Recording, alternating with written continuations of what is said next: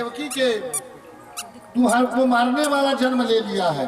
देवकी के गर्भ से 8वां पुत्र आ गया है और तुम्हें मारेगा, इसलिए अपने सब राक्षसियों को बुलाता है और राक्षसियों को बुला करके कहता है कि ये जा करके गोकुल में जितने भी बच्चे सब बने हुए हैं, आज के बाद, आज कल बने जितने दिन के, ये 6 दिन के अंतर्गत सभी बच्चों को मार दिया जाए। लेकिन अराजकता न फैले, इसके लिए अपने सबसे तेज एक राक्षसी थी जिसका नाम पूतना था। याद कीजिए, मैं तीसरे दिन की कथा में बताया था कि राजा बलि की जो पुत्री रत्नमाला थी, जब भगवान के बौने अवतार में थे तो देख करके कही कि काश मेरा आज ये बेटा होता तो मैं दूध पिलाता।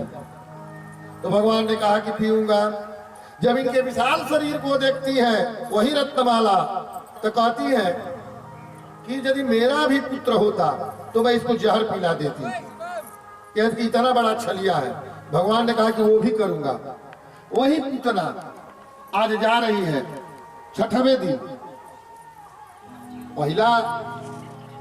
पहला ही रामावतार और कृष्णावतार में आप देखिएगा तो रामावतार में भी भगवान ने पहले नारी उद्धार किया अहिल्या का, इसके पहले किसी का उद्धार नहीं किया है।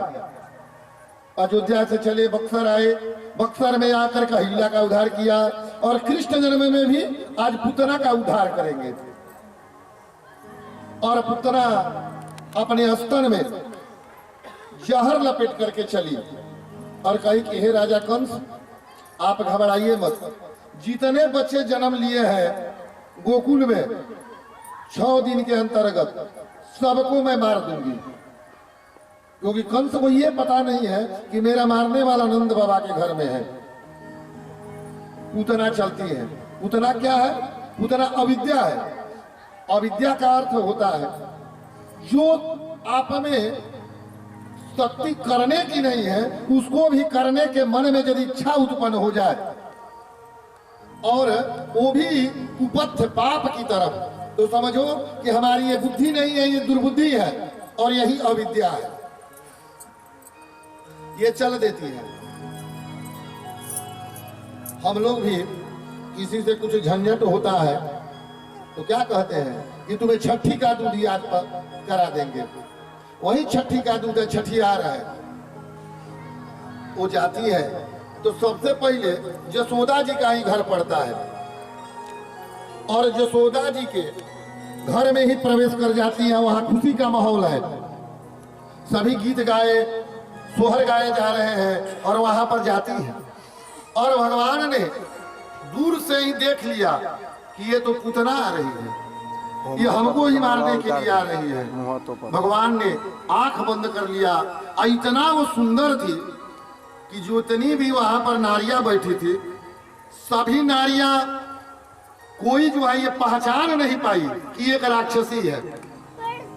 और सबसे पहले हम मनुष्य को, चाहे वो नर हो चाहे नारी हो, कीर्ति को देखना चाहिए, आकृति पर नहीं। सुंदर तो सबसे ज्यादा सुंदर बन करके उतना गई थी तो भगवान ने उनका प्राण ले लिया। और सबसे कुरूप बन करके जाएगी कुंवरी, उसको भगवान उद्धार कर देंगे। तो आकृति पर ध्यान न दे करके हर मनुष्य को किसी का भी कृति देखना चाहिए। कबीर बाबा भी कहे हैं कि जब तू आया इस दुनिया में तुम रोए जगह से, ऐसी करनी करके जाओ तुम हंसो जग रोए। जब बच्चे का जन्म होता है तो क्या होता है? बच्चा रोता है और उसके माता पिता, दादा दादी, फूआ बहन सब लोग हंसते हैं कि इनके घर में बेटा हुआ है। लेकिन ऐसी तुम करनी करके यहां से मरो कि तुम मर जाओ, लेकिन लोग तुम्हारे लिए रोए और तुम हंसते हुए चले जाओ कि बहुत अच्छा आदमी था, वो रहता तो ये काम करता, समाज का किया, अमुक आदमी का कल्याण किया। तो जब जीव मृत लोक में आता है तो यही धारणा रहनी चाहिए। आकि कबीर बाबा इसी पर कहे आकि जब तू आया इस दुनिया में तुम रोए जगह से ऐसी करनी करके जाओ तुम हंसो जग रोए। ये न करनी करके मरो कि लोग कहे कि बहुत फालतू आदमी था, मर गया तो बढ़िया हुआ। ये पृथ्वी का भार खत्म हुआ, परिवार का भार था, गांव का भार था, देश का भार था। इस प्रकार का शब्द न निकले, तुम्हारे लिए लोग रोए और तुम हंसते हुए चले जाओ। ये बहुत सुंदर आकृति बना करके आई है पुतना, लेकिन कीर्ति इनकी बहुत खराब है। तो भगवान कहते हैं कि मैं आकृति के तरफ आकृष्ट नहीं होता हूं, अरे मैं तो कीर्ति का पुजारी हूं। जिसकी कीर्ति जस से सजीवती, जिसकी कीर्ति सुंदर हो जाती है उसी को मैं अपनाता हूं।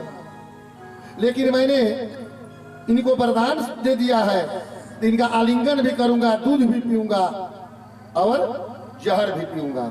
आती है, सुंदर आकृति है और सभी लोग दुलार प्यार कर रहे थे कृष्ण को। कोई गा रही थी, कोई सखिया नाच रही थी, लोग द्वार पर गा रहे थे, कोई नाच रहे थे। ये भी जाती है और बच्चे को लेकर के यशोदा समझती है कि मेरे बच्चे को दुलार करने के लिए आई है, मेरी बहुत बड़ी शुभ चिंतक है, नहीं पहचानती हो तो क्या हुआ। और वो भगवान को अपना स्तन पिलाने लगती है। भगवान पकड़ करके दोनों हाथ से और आंख मूंद करके उनका स्तन पीना प्रारंभ करते हैं।